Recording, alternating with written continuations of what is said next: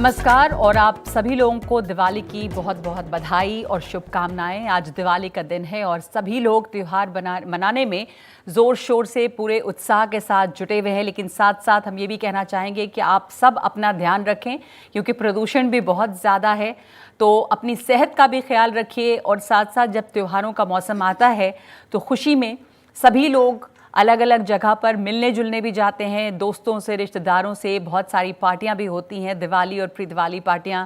तो खान पान भी काफ़ी होता है और इसमें आपको अपनी सेहत का ख़ास ध्यान रखने की ज़रूरत है। और हमेशा ये बात होती रही है कि त्योहारों के आसपास जो बाज़ारों में खाना मिलता है काफ़ी मिलावटी भी मिलता है, तो किस तरह आप इससे भी सावधान रहेंगे, इस पर भी हम आज बातचीत करेंगे। और हम उम्मीद करते हैं कि दिवाली आपके लिए बहुत शुभ रहेगी और दिवाली शुभ रहेगी और लक्ष्मी की कृपा भी होगी। ये भी हमारी बधाई और शुभकामनाएं आपके साथ। और इसलिए हम चर्चा इस पर भी करेंगे कि किस तरह से आप अपने पैसों को भी संभालें, साथ ही दिवाली के आसपास और दिवाली से जुड़ी जो रीति रिवाज है और उसके साथ साथ जो पारंपरिक खान पान है उस पर भी हम बातचीत करेंगे इस खास प्रोग्राम में। तो आप सभी लोगों का स्वागत है। और मैं यहाँ स्टूडियो में आपको मिलवाना चाहूँगी हमारे तमाम मेहमानों से जो हमारे साथ आज दिवाली के दिन जुड़े हैं। हमारे साथ मौजूद हैं फरमानी नाज, जो गायिका हैं और सोशल मीडिया इन्फ्लुएंसर भी हैं, बहुत लोकप्रिय हैं सोशल मीडिया पर। और इनके गाने बेइंतहा लोकप्रिय हुए। जब वो पहली बार इन्होंने अपना गाना ही यूट्यूब पर डाला तो इतने लोकप्रिय हो गया इनका गाना कि बाद में ये इंडियन आइडल में भी गई। फरमानी जी, आप कुछ कहना चाहेंगी लोगों से, बधाई दें उन्हें और दिवाली की माइक इसमें जी। सभी को नमस्कार और मेरी तरफ से सभी को हैप्पी दिवाली। और सभी के लिए कामना करती हूँ कि ऊपर वाला भगवान श्री राम जी सभी को अच्छा रखे। और मैं सभी धर्मों का सम्मान करती हूँ और मुझे बहुत ही अच्छा लगता है भजन गाना, उनका सम्मान करना। तो सभी अपने घर में खुशहाल रहे, ऊपर वाला सबको अच्छा रखे। और फरमानी जी जो हैं वो भजन भी गाती हैं और वो इस्लाम धर्म से जुड़े भी जो उनकी नज़्म है वो भी गाती हैं। और आपको बता दें कि जिससे ये बहुत ज़्यादा मशहूर हुई और तमाम लोगों के फ़ोन्स पे जो रिंग टोन आने लगा वो इन्हीं का गाया हुआ था। तो एक लाइन मैं आपको सुनना चाहूँगी सबसे पहले, इससे पहले कि हम शो में आगे बढ़ें, वो जो आपका भजन था। अभी जो हर हर शंभू था हमारा, मैंने उसको दूसरी टोन में भी गाया है, तो मैम आप चाहे तो उस टोन में सुना दूँ थोड़ा। हाँ, बिल्कुल। नमो नमो नमो नमो नमो नमो शंभू, नमो नमो नमो नमो नमो नमो शंभू। कर्पूर गौरम करुणावतारम संसार सारम भुजगेंद्रहारम सदा वसंतम हृदयारविंदे भवं भवानी सहितं नमामि। सदा वसंतं हृदयारविंदे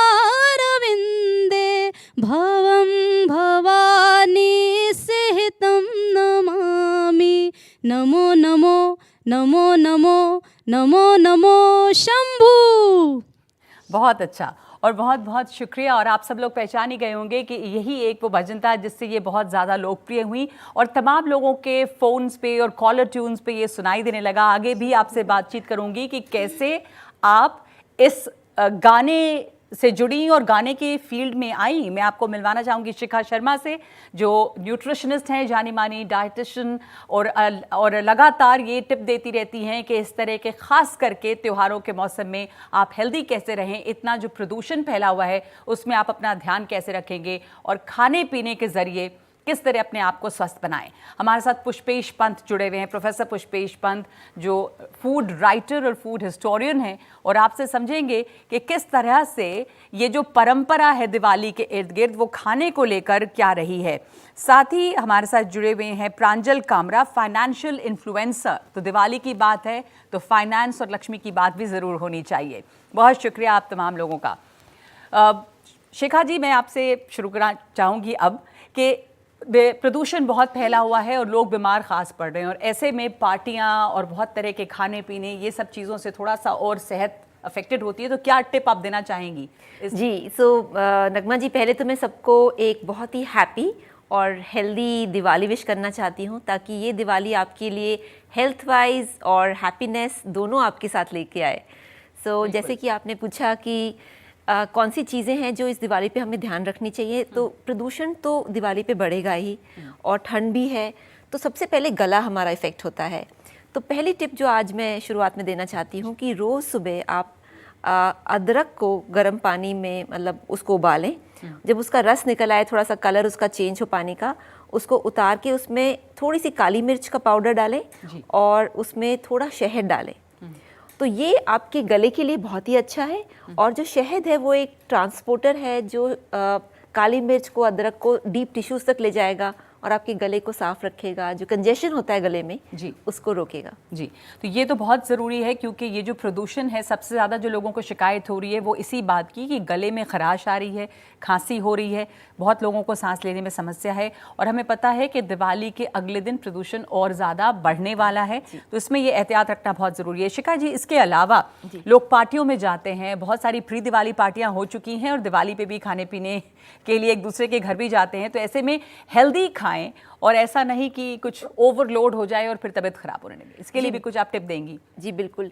तो आमतौर पे क्या होता है कि जब हम दिवाली की किसी पार्टी पे जाते हैं तो पूरे दिन ऑलमोस्ट हम एम्प्टी स्टमक होते हैं, कुछ खाया नहीं होता।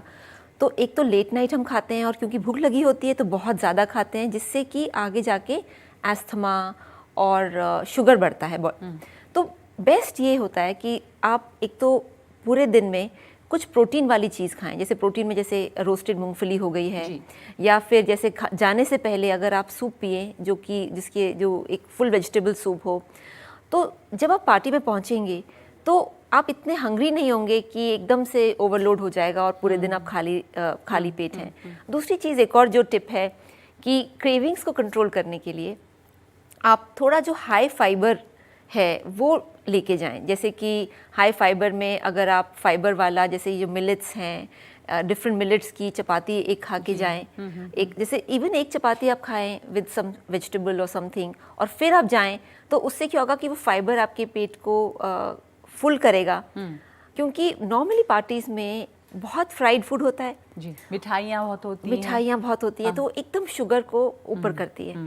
तो ये थोड़ा सा फाइबर की, जैसे मिक्स्ड मिलेट की रोटी खा के जाएं, थोड़ा सूप पी के जाएं, पूरे दिन थोड़ा मूंगफली वगैरह खाएं, तो आपको रात तक फिर वो दिवाली का बिंज नहीं होगा। जी, प्रोफेसर पुष्पेश पंत जी, ये बहुत दिलचस्प है समझना कि त्योहारों के इर्द गिर्द जो परंपरा होती है वो खान पान से तो बहुत जुड़ी होती है कि किस तरह के खाने बनते हैं पारंपरिक तौर पर दिवाली के दिन। क्योंकि अब बाज़ारों में तमाम चीज़ें हैं, गुजिया से लेके, मिठाई से लेके, जो पहले घरों में बनती थी वो भी चीज़ें बाहर हैं, पर जो घर और जो परंपरागत तरीके से जो चीज़ें दिवाली से जुड़ी हैं वो क्या हैं? दिवाली की खान पान का इतिहास क्या है? आजकल लोगों को भ्रम यह है कि ये सिर्फ दिवाली इसलिए मनाई जाती है कि रावण पर विजय प्राप्त कर सिंहासन पर फिर बैठने के लिए वनवास समाप्त कर राम अयोध्या पहुंचे थे। जबकि हकीकत यह है कि दिवाली के साथ अनेक ऐसी कथाएं जुड़ी हैं। नरक चतुर्दशी के दिन कृष्ण के भक्त मानते हैं कि उन्होंने नरकासुर का वध किया था, जो महाराष्ट्र में और दक्षिणी भारत भूभाग में माना जाता है। पूर्वी बंगाल की बात करें तो उस दिन रात को काली पूजा होती है, जिन्होंने असुर संहार किया था। और कई लोगों का मानना है कि ये त्योहार इसलिए मनाया जाता है कि समुद्र मंथन से इस दिन लक्ष्मी प्रकट हुई थी, जो समृद्धि और संपन्न की देवी हैं।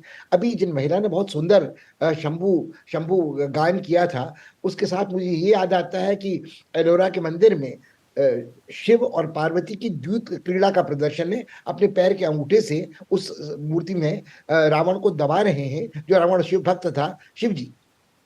अब जो दिवाली के साथ पारंपरिक जुआ खेलने की परंपरा है, वो बड़ी सामाजिक कुरीति है, मगर उसका जो प्रतीकात्मक महत्व था वो बड़ा मजेदार था कि लोग ये समझ सकें कि जीवन में हार जीत होती है, लक्ष्मी चंचल है, हमेशा बनी नहीं रहती है, तो आपको उसके लिए तैयार रहना चाहिए। बहुत सुंदर बात है ये, बहुत खूबसूरत बात है और आज के दौर में तो बहुत ज़रूरी है इसको याद करना। इतनी ज़्यादा चकाचौंध, चमक दमक और वो तमाम कृत्रिम रोशनियाँ और दिया, जो परंपरा है दिया जलाने की, उसको तो लोग भूल ही गए हैं कि दिया जलता है इस दिन में। पुष्पेश पंत जी, आपने बहुत सुंदर बताया कि अलग अलग धर्मों के लिए भी क्या क्या महत्व है दिवाली का। सिर्फ एक हिंदुओं के लिए एक है, लेकिन और भी इसके साथ में आस्थाएँ जुड़ी हुई हैं।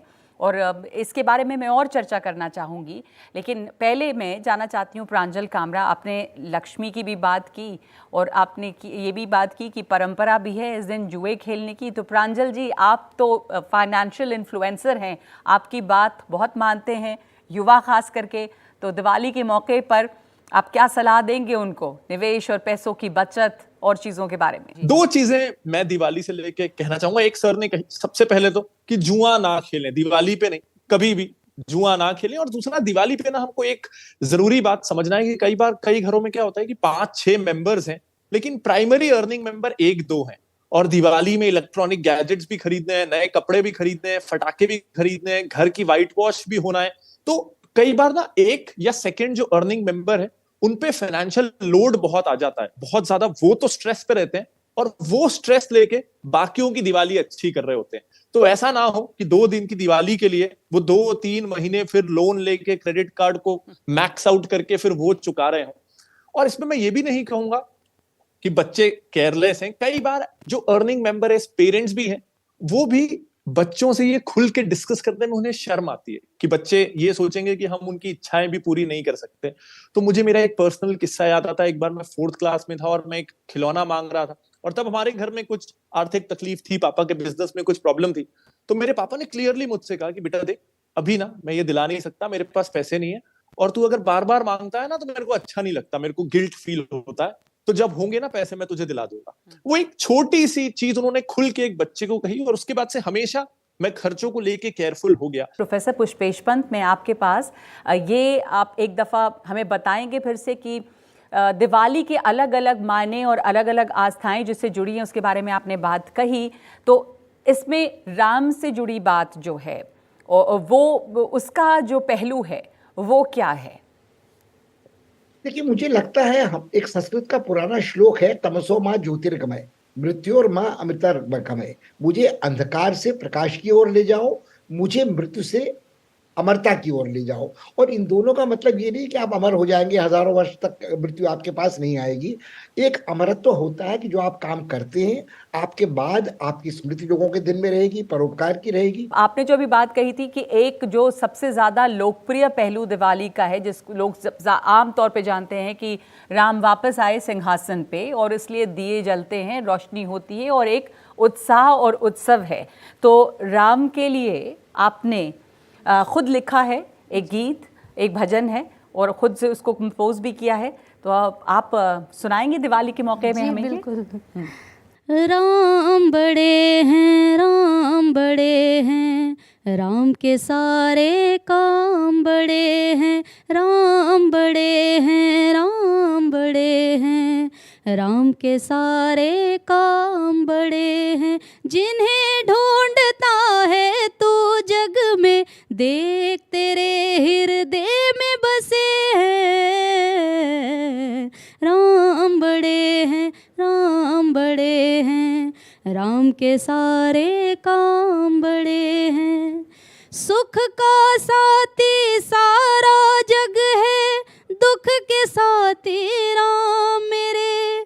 सच्चे मन से शीश झुकाकर स्वयं बनेंगे काम तेरे। सुख का साथी सारा जग है, दुख के साथी राम मेरे।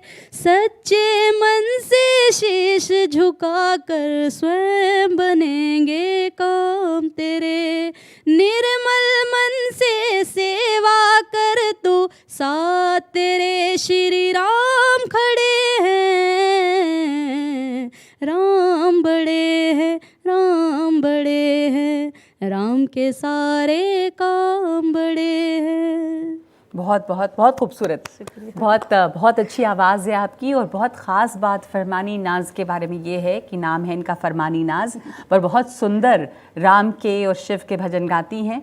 तो धर्म से पैदाइशी तौर पे इस्लाम से जुड़ी हैं, लेकिन जो एक सांप्रदायिक सौहार्द होता है उसकी एक मिसाल हैं।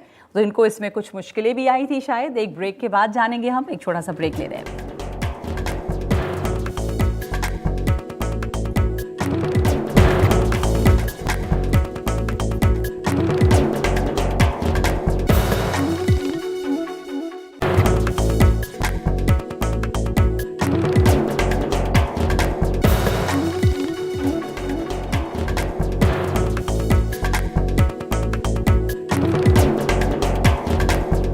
तो आप देख रहे हैं ये खास हम लोग दिवाली के मौके पे। आप सबको दिवाली की एक बार फिर से बहुत शुभकामनाएं। हमारे साथ स्टूडियो में फरमानी नाज हैं जो बहुत ही अच्छी गायिका हैं। आपने इंडियन आइडल पे इन्हें देखा और इनके गाने बहुत लोकप्रिय हुए, सोशल मीडिया पे ये बहुत लोकप्रिय हैं। और हमने बात की थी, इन्होंने सुनाया था राम भजन आपको ब्रेक के पहले। तो फरमानी, आप सिंगर तो थी नहीं और आपने कहीं सीखा नहीं, आपको अंदाज़ा था जब आपने पहला गाना रिकॉर्ड किया कि अब इतनी हिट हो जाएंगी? नहीं मैम, मैंने कभी नहीं सोचा था और ना पे कहीं भी गाया, ना कहीं ट्रेनिंग ली, क्योंकि घर गृहस्थी में ऐसे थे कि मोम डन उससे थे तो घर वाले कहीं भेजते भी नहीं थे, ना इतना पढ़ी लिखी थी। बस घर के सामने स्कूल था, वहाँ पे 8वीं की। वक्त के साथ शादी हो गई, बस ससुराल भी ऐसा मिला तो मायके आ गई। छोटा सा बेटा था 1.25 महीने का, तो ऐसे ही परेशान थी। तो जो राहुल जी हैं, जो उन्होंने पहला वीडियो बनाया 2019 में, उन्होंने अपने यूट्यूब पे अपलोड किया तो वो काफ़ी वायरल हुआ। कौन सा गाना गाया था? ही रांझा का मैंने सॉन्ग गाया था, घर पे ऐसे चूल्हा पोतते हुए। तो पब्लिक का बहुत प्यार मिला था। बेटे का नसीब समझ लो या मेरा नसीब, तो बहुत ज़्यादा लोगों का प्यार मिला था। तो तभी से ही मैं गाना शुरू कर दिया था मैंने। क्या बात है जी। तो बहुत ही ये जो भजन आपने गाए और ये जो गाने गाए, इसने आपको बहुत लोकप्रियता भी दी, बहुत कामयाबी भी दी, बहुत अच्छी बात है। और हम चर्चा कर रहे हैं कि दिवाली से जुड़ी जो परंपराएं हैं, तो प्रांजल जी हमारे साथ हैं। प्रांजल जी, मैं चाहूँगी कि आप इन जो कम से कम पैसों के, लक्ष्मी की सब पूजा करते हैं, तो पैसों से जुड़ी कुछ टिप आप युवाओं को दें कि कुछ सीखें कि किस तरह से आपके जैसे फाइनेंशियल इन्फ्लुएंसर बन सकते हैं वो लोग। मैम, जैसा आपने कहा, एक तो युवाओं के लिए तो ना, मुझे लगता है ज्यादातर फील्ड्स में क्या करना है ऐसे बहुत ज्यादा जरूरी होता है कि क्या नहीं करना है। कुछ डिजास्टर्स अगर हम खाने में बचा लें, हेल्थ में बचा लें और फाइनेंस में भी बचा लें तो जिंदगी ठीक ठाक गुजर जाती है। तो आई विल स्टार्ट यंगस्टर्स के लिए खास करके कि क्या नहीं करना है।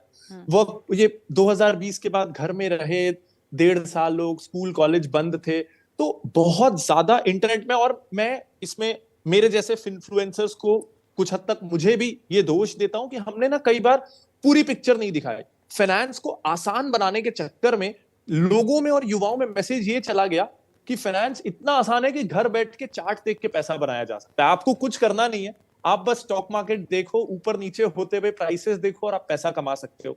तो सबसे पहले तो यंगस्टर्स को ये समझना है कि ये सुनने में थोड़ा कड़वा लगता है, हम लोग एजुकेशन लोन लेके मिडिल क्लास के लोग पढ़ते हैं, ऐसा लगता है घर वालों की जल्दी से मदद कर दें, जल्दी से हम कमा लें और लोन पटा दें। लेकिन सच्चाई ये है कि अगर घर बैठे शेयर मार्केट के चार्ट देख के फ्यूचर ऑप्शन खरीद के पैसा कमा लिया जा सकता, तो आज दुनिया के बड़े बड़े उद्योगपति समुद्र के नीचे फाइबर ऑप्टिक्स नहीं बिछा रहे होते, कोई चांद पे मंगल ग्रह पे सैटेलाइट नहीं भेज रहा होता, आप और मैं बैठ के यूट्यूब और न्यूज चैनल नहीं चला रहे होते। अगर चार्ट देख के पैसा बनता तो दुनिया के स्मार्ट लोग पैसे पे पैसा बनाते, दुनिया के बेस्ट चार्ट रीडर्स को हायर करते और कोई भी बिजनेस नहीं कर रहा होता, कोई भी जॉब नहीं कर रहा होता। तो हमें ये समझना होगा कि जो कोई भी इन्वेस्टमेंट का साधन है, प्रॉपर्टी हो, गोल्ड हो, स्टॉक मार्केट हो, ये इसलिए है ताकि आप अपनी सेविंग्स से महंगाई को मात दे सके, महंगाई से आगे निकल सके। ये इसलिए नहीं है कि आप घर बैठे और ये सारे एसेट आपका घर चलाएंगे। अगर आप उस माइंडसेट से स्टॉक मार्केट या कोई भी फाइनेंशियल इंस्ट्रूमेंट में आएंगे तो आप हर रोज स्ट्रेस में रहेंगे और पैनिक में हम गलत तरीके के ऑप्शंस लेंगे जिससे हमको लॉस होगा।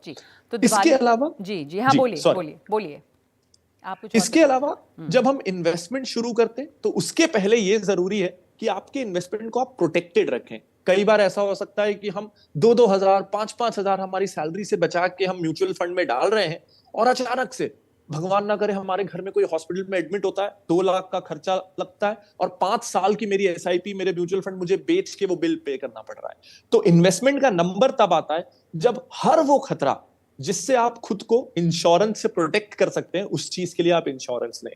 तो आपके घर का भी इंश्योरेंस हो सकता है, लेकिन लाइफ इंश्योरेंस अगर आप घर के अर्निंग मेंबर हैं, और हेल्थ इंश्योरेंस घर के हर मेंबर के लिए, ये लेना तो बहुत जरूरी है। इसके बाद आप अपने कर्जे पे ऑफ करिए। तो इन्वेस्टमेंट के पहले इंश्योरेंस हर तरह का लीजिए और होम लोन छोड़ के, सस्ता होता है, बाकी सारे लोन्स को हमको पहले पे ऑफ करना है, उसके बाद इन्वेस्टमेंट का नंबर आता है। इस ऑर्डर को हम चेंज नहीं कर सकते। जी।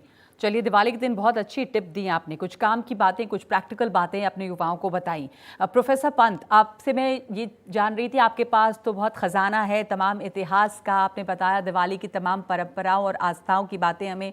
तो दिवाली से जुड़ी, दिवाली के दिन एक बहुत मिठाई और खाना ये जो है ये भी इस परंपरा का हिस्सा है, तो हमारे जो ट्रेडिशन था उसमें किस तरह की चीज़ें, किस तरह का खान पान, इस वक्त मौसम भी बदलता है, तो क्या था ट्रेडिशनली दिवाली का खान पान, और अब आप देखते हैं कि कैसे बदल गया, और सब कुछ वैसे भी आउटसोर्स हो गई हैं, अब तमाम चीज़ें बाहर से मंगा सकते हैं, पर घरों में क्या बनता था पहले, और अलग अलग जो प्रांत हैं उसमें अलग अलग चीज़ें बनती होंगी, उनकी खासियत भी अलग होती होगी। देखिए, जो मिठाई घर पर बनती थी, पकवान घर पर बनते थे, वो साल में शायद 1 दिन बनते थे, और उनको बाँटने का प्रतीकात्मक ये था कि अपनी खुशियों का साझा कर रहे हैं उन लोगों के साथ जो शायद रिश्तेदार हैं या मित्र हैं, जो उससे वंचित हैं। आजकल जो मिठाइयों का आदान-प्रदान होता है, वो एक तरह की घूसखोरी, घूस देना है, और एक तरह से वो पश्चिमी परंपरा का अनुकरण है कि क्रिसमस में ऐसा होता है, गिफ्ट हैम्पर्स बनने लग गए हैं। उसमें बताशे, खीर तो नाम मात्र के होते हैं, fruit juice, chocolate, wine bottles वगैरह आदि होती हैं। एक पक्ष तो ये है। दूसरी बात, जो महिला बड़े सुंदर भजन गा रही थी, उन्होंने राम बड़े हैं, राम के काम बड़े हैं कहा। हमारी हिंदू परंपरा में राम भगवान नहीं थे। हमारे एक मित्र हेमंत शर्मा ने किताब हाल में लिखी है कि अयोध्या हम सबकी है, राम हम सबके हैं, और राम मर्यादा पुरुषोत्तम है, अनुकरणीय है। उन्होंने संप्रभु होने के बाद भी जब एक धोबी ने कुछ अफवाह उनकी पत्नी के बारे में कही, तो वो उसको अनसुना कर सकते थे। उन्होंने नीति और विवेक को अपनी संप्रभुता पर हावी होने दिया। अनुकरणीय, मर्यादा पुरुषोत्तम की हमें याद रहनी चाहिए। और दिवाली को अलग अलग प्रांतों में किस तरह से मनाया जाता है? जैसे अगर हम पहाड़ों की बात करें तो क्या वहाँ पे कुछ अलग रीति रिवाज हैं? नहीं, देखिए, पहाड़ों में समाज वंचित था। खेती बाड़ी बहुत अच्छी नहीं होती थी, तो वहां उस दिन जो बनता था वो फलाहारी खाना जो होता था वो बनता था। फिर आलू की तरकारी होती थी, मगर मिठाई के नाम पर पुए होते थे और खीर होती थी, और खीर गाढ़ी दूध की होती थी। बाकी दिन दूध शायद कम पड़ता था, चीनी उसमें कम पड़ती थी। और यही जो मुझे लगता है, जो बात प्रांजल भाई कह रहे थे, कहीं ना कहीं शिखा जी जो कह रही थी, हमें अपने बच्चों को ये भी सिखाना चाहिए कि मिठाई का अर्थ रिफाइंड चीनी की इफरात नहीं है। आप आज से अपने मुंह को मीठा करने के लिए वो प्रयास कीजिए जो चॉकलेट नहीं है, लेमन ड्रॉप नहीं है, मगर शायद गुड़ है, खंडसारी है, बताशे हैं, और नाम मात्र के लिए मुलैठी है या भिक्षु फल है। किस किस चीज से मिठास हो सकती है? शायद के लेश मात्र कण से हो सकती है, फलों से मिठास हो सकती है। प्रोफेसर पंत ने बड़ी खूबसूरत बात कही कि ये सिखाना ज़रूरी है कि मीठा जो है वो सिर्फ रिफाइंड चीनी से या फिर चॉकलेट से नहीं होता, गुड़ है, खंडसारी है, शकरकंद है, यानी जो हमारी परंपरा है और जिसे कहते हैं जो लोकल हैं, शिखा जी, उनसे जुड़ाव और उनको उनके बारे में बताना बच्चों को। तो ये आप इस पर जोड़ना चाहेंगी कुछ? जी बिल्कुल, मैं कहूँगी जैसे लोग कहते हैं कि मीठा मत खाओ। मीठा हमारे स्वाद, हमारे जो 6 रस हैं उसमें से एक है। तो अगर आप सपोज जो जो चीज़ें आप खा सकते हैं, जैसे बच्चों को अंजीर है, बहुत ही अच्छी है, बहुत ही हेल्दी है और मीठी है। किशमिश है, इसी तरीके से जैसे जितने भी ड्राइड फ्रूट्स होते हैं, ड्राइड एप्पल्स होते हैं, वो मिलते हैं। तो बच्चों को आप जो बहुत ही डायरेक्ट शुगर होता है उससे थोड़ा वीन ऑफ करके अगर ड्राई फ्रूट्स की तरफ आकर्षित करें। और दिवाली के दिन वो मिठाइयों में जैसा कह रहे हैं गुड़ डाल सकते हैं, खंडसारी डाल सकते हैं, शकरकंद डाल सकते हैं मीठा करने के लिए। तो ऐसा नहीं कि हम मिठाई नहीं खा सकते, मीठा खा सकते हैं जी। वो बाजार की नकली खोए वाली मिठाई, नकली घी की मिठाई, उससे बचें, ये बहुत बड़ा खतरा रहता है। बिल्कुल, और बच्चों के लिए तो खासकर, क्योंकि फिर उनके जो गट होता है, इंटेस्टाइन होता है, वो थोड़ा सा हेल्थ बिगड़ जाती है। उसके बाद फिर उनको स्टमक एक, खांसी, जुकाम, तो मदर्स को सफ़र करना पड़ता है, क्योंकि फिर बच्चे आमतौर पर स्कूल भी नहीं जाते। तो अगर दिवाली का बहुत अच्छा समय है जब आप उनको हेल्दी फूड से इंट्रोड्यूस करें। और विंटर्स का जो समय शुरू होता है वो हमारे शरीर को बनाता है, यानी ये स्ट्रेंथनिंग पीरियड होता है। तो जो इम्यूनिटी हमारी समर्स में कम हो जाती है, विंटर्स में हम बिल्ड कर सकते हैं। तो ये बातचीत हम जारी रखेंगे और जानेंगे कुछ और दिवाली से जुड़ी परंपराएं अलग अलग प्रांतों की क्या हैं इस ब्रेक के बाद।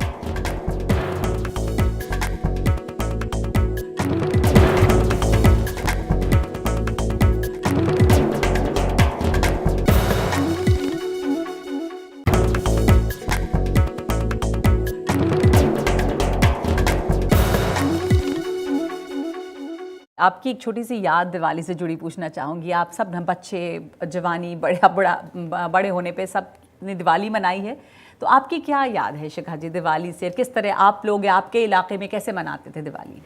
जी, दिवाली का जो मुझे याद है, जो बहुत ही मुझे अच्छा लगता था, वो था कि दिवाली पे हम रंगोली बनाते थे हाथ से। वो अच्छी बनती है या नहीं सुंदर बनती है, मगर बनती ज़रूर थी। तो एक तो रंगोली का एक रिवाज जो हमेशा था। दूसरा था कि शाम को हम दिए जलाते थे, और वो जो सब बच्चे बाहर जाके एक एक दिया जो जलाते थे, तो वो बहुत ही फीलिंग आता था हमारी दिवाली। जी तो जी, वो सब हमारापन मिलके। जो है ना, कि जो खुद हम पार्टिसिपेट कर रहे हैं, वो चीज़ मुझे बहुत अच्छी लगती थी दिवाली के दिन खासकर। और एक थोड़ा सा ना चहल पहल सी रहती थी घर में। सब एक दूसरे से मिलने जाते थे, दिया जलाते थे साथ मिलके, पड़ोसी एक दूसरे से मिलते थे, रिश्तेदार मिलते थे। हाँ, और सब कुछ मतलब अपने हाथ से होता था, वो थोड़ा सा आउटसोर्सिंग वाला सीन नहीं था। हाँ हाँ हाँ, तो वो जो खूबसूरती थी सबके साथ मिलकर दिवाली, वो कहीं कुछ कम पड़ रही है। आपने दिवाली मनाई, आप मनाती हैं दिवाली, और आपको क्या याद है दिवाली आस पड़ोस में आपने देखा होगा? सुंदर लगता है ये त्योहार आपको? हाँ, बहुत अच्छा, क्योंकि हमारे वहाँ पे थे कई घर जो हम गांव में रहती थी जब मैं, तो छोटे तो सारे पे मोमबत्ती दिए, अच्छा लगता था। नए रंग बिरंगे बम देखते थे ऊपर आसमान में उड़ते, तो बहुत अच्छा लगता कि हाँ, लगे था कि हाँ आज दिवाली है, बहुत सारे चारों तरफ बम भी। तो हम तो छोटे छोटे से थे, कभी कहीं से दिए ले लिए या कहीं जाके लगा लिया, अपने घर पे भी लगा लेते थे छोटे थे कभी तो। अब तो इतना वो नहीं रहा, तो अपने काम में लगे रहते हैं। एकता का त्योहार है, रोशनी का त्योहार है, सब साथ मिलकर मनाते हैं तो और ज़्यादा खूबसूरत लगती है ये बात। पुष्पेश पंत जी, दिवाली की आपकी याद, आप जिस इलाके से हैं, जिन पहाड़ों से हैं, वहाँ पर या बचपन की या कभी कुछ बात, या किस तरह से मनाते थे, आप हमें से साझा करना चाहेंगे? मुझे जो दो बातें बहुत अच्छी तरह याद हैं, हमारा एक छोटा पहाड़ी कस्बा था मुक्तेश्वर जहाँ हम रहते थे, वहाँ बिजली थी, आसपास के गाँव में बिजली नहीं थी। हमारे घर पर दिवाली के लिए जो कंदील बनाते थे वो सलीम मियाँ थे, जो शाहजहाँपुर से आए थे और अस्पताल में चौकीदार थे। हमारी दिवाली अधूरी रहती थी जब तक सलीम मियाँ के रंगीन झर्रेदार कागज के कंदील घर में नहीं लटकते थे। दूसरी बात ये थी कि जो पहाड़ी लड़कियाँ, छोटी-छोटी बच्चियाँ होती थीं, वो अपने हाथों में सफेद मिट्टी का पेस्ट बनाकर गेरू के पाते उस पर लक्ष्मी के पैर बनाती थी, जो घर के भीतर की तरफ जाते थे ताकि लक्ष्मी प्रवेश कर रही हैं। और उसके बाद हम निकलते थे घर पे लक्ष्मी पूजन के बाद देखने को दिवाली अल्मोड़ा में, तब बिजली नहीं थी उस दिन, मगर हर घर रोशन दिखता था। हम 8,000 फुट की ऊंचाई पर थे, अल्मोड़ा 5,500 फुट की ऊंचाई पर था। इर्द गिर्द के गाँव में जहाँ बिजली कहीं नहीं थी, वहां भी उन दिनों घर में दिए की आंच जगमगाती थी, तो आपको पूरी पहाड़ी जगमग लगती थी। मुझे लगता है ये यादें ऐसी हैं जो भुलाई नहीं जा सकती। जी, आपके बताने से ही हमें वो तस्वीर जो आंखों के सामने आ रही है कि कितनी खूबसूरत लगती होगी वो पहाड़ियाँ, और कितना जगमग होता होगा वो पूरा गांव, रोशन होता होगा, और कितना सुंदर ये दृश्य रहता होगा। आपने सही कहा कि लक्ष्मी के पैर बनाना, और जहाँ रोशनी नहीं थी वहाँ पे भी उस दिन जगमगाहट रहती थी। बहुत ही खूबसूरत यादें हैं सबकी दिवाली से जुड़ी हुई। प्रांजल? दो चीजें मुझे याद आती हैं। एक तो शायद दिवाली एक ऐसा त्योहार है जिसने चीजों को सहेजना सिखाया, क्योंकि रोज मुझे होता था दिवाली के 15 दिन पहले से स्कूल की जैसे ही छुट्टियां लगी कि सुबह से रात तक फटाके फोड़ो। तो दादी का रोज का बजट होता था कि रोज 2 अनार, 2 चक्री, 1 फूलझड़ी, और वो 10 रुपए के 100 छोटे छोटे बम आते थे, तो वो मुझे ला देती थी। रोज 20 रुपए के मुझे फटाके मिलते थे, तो उसको बचा बचा के फोड़ना। और उसके बाद एक बार ये होता था कि मेरे को मम्मी हमेशा से तबला सिखाती थी, और वो तबला वाले जो गुरुजी हैं वो सिखाने मम्मी की पहचान के थे, तो वो घर आ जाते थे, और वो हमेशा क्रिकेट खेलने के समय घर आते थे शाम को। तो मुझे उनसे बड़ा गुस्सा आता था कि इनके कारण मैं क्रिकेट नहीं खेल पाता हूँ। तो फटाकों वगैरह का ही माहौल था। एक दिन बच्चे थे, 7-8 साल के थे, सोचा कि कुछ ऐसा करते हैं कि ये दोबारा आए ही ना। तो वो अंदर गए और मैंने कहा मैं 10 मिनट में आ रहा हूँ, और हमने वो आसपास के झाड़ से गिरे हुए पत्ते थे, सब पत्ते इकट्ठे किए, 1 बोरे पत्ते इकट्ठे किए और उनके स्कूटर के आसपास लगा दिए। स्कूटर आधा उनका डुबा दिया, और हम बस फूलझड़ी से आग लगाने ही वाले थे कि दादाजी आ गए। फिर स्कूटर जलना था, लेकिन मेरी पिटाई हुई काफी, वरना उस दिन उनका स्कूटर जला देना था। बहुत अच्छा, बड़ी अच्छी प्यारी यादें हैं आपके। आजकल के बच्चों को शायद इस तरह की शरारतों का भी मौका नहीं मिलता है। वैसे पटाखे मत चलाइएगा, आप में से कोई भी एक बार याद दिला दें कि हम पहले ही बहुत प्रदूषित माहौल में रह रहे हैं। एक छोटा सा ब्रेक ले रहे हैं हम, और ये बातचीत जारी रहेगी।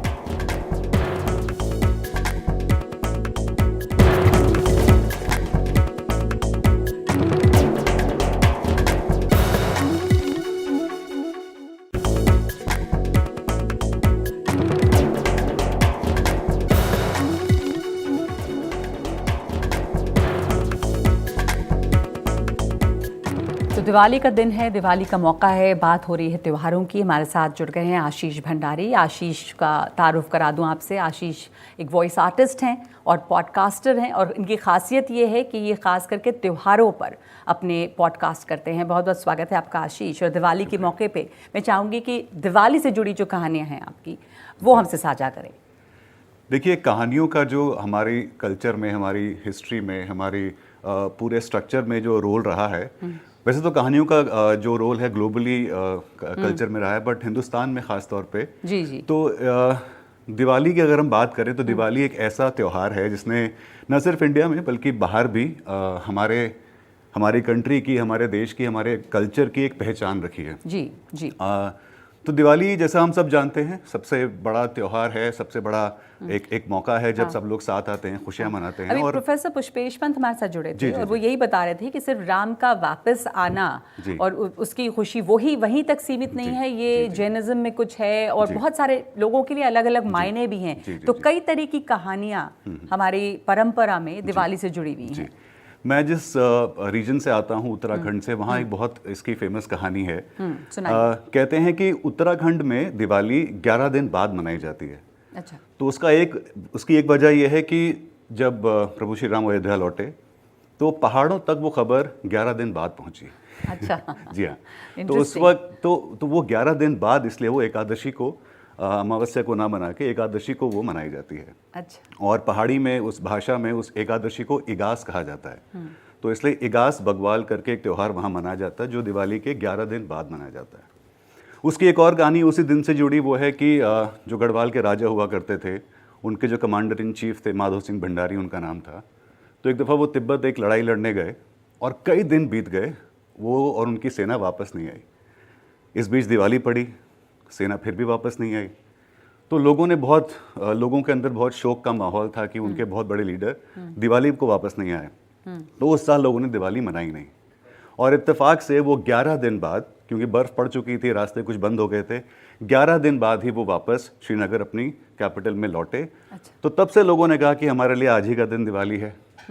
तो अब ये हो गया है कि अब वो पर्व पूरा हफ्ता, पूरा 10 दिन 11 दिन चलता है, दिवाली से लेकर इगास तक। तो उन इलाकों में ये 10-11 दिन तक मनाया जाता है। तो उन 10-11 दिनों में क्या करते हैं वहाँ पे? एक प्रथा जो बहुत प्रचलित है वहाँ पे, बैलों का एक खेल होता है। हाँ। जिसे आग से खेला जाता है।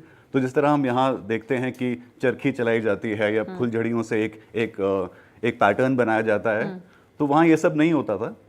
ट्रेडिशनली वहाँ चील के पेड़ की लकड़ियों को काट के उनको बांध के, क्योंकि उसमें एक तरह का एक पदार्थ होता है जो काफी देर तक जलता है, which acts as a fuel.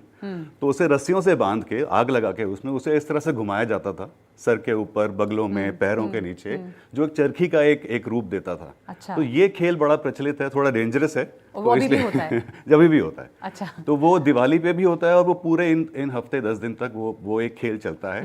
उसे खास तौर पे एक ऊंची जगह पर जाकर खेला जाता है ताकि कुछ नुकसान ना हो। और बाकी जो होते हैं कि दीप जलाए जाते हैं पूरे हफ्ते 10 दिन तक, और 11वें दिन मवेशियों की पूजा की जाती है, घर को सजाया जाता है। तो यही सब कुछ चीज़ें हैं। जी, ये तो आपने उस खास इलाके की भी बात बताई, और आप अपने पॉडकास्ट करते हैं तमाम फेस्टिवल्स के बारे में। जी। तो दिवाली पे जो आपका पॉडकास्ट होगा उसमें आप क्या खास बताना चाहेंगे? दिवाली पे एक कहानी ऐसी है जो लोगों को शायद ज़्यादा पता नहीं। दिवाली को नरक चतुर्दशी भी बोला जाता है। बिल्कुल। अभी प्रोफेसर पुष्पेश पंत ने इसका जिक्र किया, पर जानना चाहेंगे और हम इसके बारे में। नरक चतुर्दशी की कहानी जो है वो श्री राम से न जुड़कर श्री कृष्ण से जुड़ी है। तो एक कहानी के अनुसार ऐसा हुआ कि विष्णु के वराह अवतार और भूदेवी, इन दोनों की एक संतान हुई जिसे नरकासुर नाम जिसका पड़ा। बहुत मेधावी वो थे, राजा बने, और उसके बाद उन्होंने ऑलमोस्ट पूरी पृथ्वी पर उनका राज था। लेकिन अपने अहंकार के मद में वो इतने खो गए कि वो सीधा देवलोक पर आक्रमण किया, देवलोक को जीता। लेकिन वहाँ उन्होंने लूट बहुत की, महिलाओं के साथ दुर्व्यवहार किया। तो देवराज इंद्र की माता अदिति ने के साथ जब उन्होंने उनके गहने लूटे, उनके साथ दुर्व्यवहार किया, तो वो वापस आई विष्णु जी के पास। नरकासुर को एक वरदान था कि वो सिर्फ अपनी माँ के हाथों मर सकते हैं, पर तब तक सदियां बीत चुकी थी, जनरेशन्स बीत चुकी थी, भूदेवी नहीं रही थी। तो सत्यभामा जो श्री कृष्ण की पत्नी है, वो भूदेवी का अवतार थी। अदिति गई सत्यभामा के पास, और बोला कि इससे हमें आप छुटकारा दिलाइए। तो सत्यभामा ने श्री कृष्ण के साथ मिलकर उनसे युद्ध लड़ा। अब श्री कृष्ण को कहा जाता है कि he was the master manipulator. उन्हें किसी से काम कैसे करवाना है वो बहुत अच्छे से आता था, जैसे उन्होंने अर्जुन के साथ महाभारत के युद्ध में किया। तो इस युद्ध में श्री कृष्ण जब उनसे लड़ रहे थे, पूरी सेना को उन्होंने साफ कर दिया था। नरकासुर को वो नहीं मार पा रहे थे। नरकासुर के एक वार से वो मूर्छित हो गए, या फिर कहीं मूर्छित होने का छल करने लगे, जिससे सत्यभामा को इतना क्रोध आया कि सत्यभामा ने उसे एक बार में मार गिराया। तो ये कहानी है, और ये इत्तेफाक से वही दिन था चतुर्दशी का, जिस दिन दिवाली मनाई जाती है, और इसी दिन को नरक चतुर्दशी भी इसीलिए कहा जाता है। तो लोग याद करते हैं आज के दिन, दिवाली के दिन की नरक चतुर्दशी भी है। और अच्छा हुआ कि आपने बताया कि लोगों को इसके बारे में थोड़ी और जानकारी रहे। और कहानियों के जरिए हम चीजें याद रख सकते हैं। अगर मैं आपको कोई हिस्टोरिकल डेट वैसे याद रखने को कहूँ तो शायद ना रहे, बट कहानी के जरिए, तो this is the beauty of stories. ये कहानियों की सबसे बड़ी विशेषता है कि सरल भाषा में आम जनमानस को चीज़ें याद रहती हैं और सालों साल याद रहती हैं। बिल्कुल बिल्कुल सही कहा आपने। और आपने जैसा बताया, हम सब लोगों को भी अब याद रहेगा कि क्योंकि बहुत सारे लोग जो सुन रहे हैं उनको भी शायद पता ना हो, बहुत लोगों को पता भी होगा। और बहुत सारी परंपरा हम अब भूल भी गए हैं दिवाली के आसपास। अब जैसा प्रोफेसर पुष्पेश पंत कह रहे थे कि तोहफों का जो आदान प्रदान है वो थोड़ा ज़्यादा बढ़ गया है, और थोड़ा वो उसमें कोई हर्ज नहीं है, पर क्रिसमस का इफेक्ट जो है वो इसमें आ गया है, और बाजार बहुत हावी है। तो ऐसे में परंपराओं को याद रखना बहुत ज़रूरी है। बहुत शुक्रिया आशीष। और इसके पहले कि हम ख़त्म करें, आपसे एक रिक्वेस्ट है, आखिर में चलते चलते अपना एक और भजन हमें सुनाएं, आप जो भी आपको पसंद, या कृष्ण हो, कृष्ण भी से जुड़े हैं दिवाली से, या राम हो। कृष्ण जी का भजन। बिल्कुल। मेरे दिल का हाल वो जाने मेरो शाम रे, ये नैन तेरे दर्शन के प्यासे बावरे। ओ मेरे दिल का हाल वो जाने मेरो शाम रे, ये नैन तेरे दर्शन के प्यासे बावरे। बावरे बावरे बावरे, कैसे मैं कर लूँ तुझसे आंखें चार रे। बहुत बहुत शुक्रिया, बहुत शुक्रिया, बहुत सुंदर गाया आपने। और बहुत धन्यवाद आप तमाम लोगों को, और दिवाली की शुभकामनाएं आप सब लोगों को भी हमारे साथ जुड़ने का शुक्रिया। प्रोफेसर पुष्पेश पंत, प्रांजल, बहुत धन्यवाद।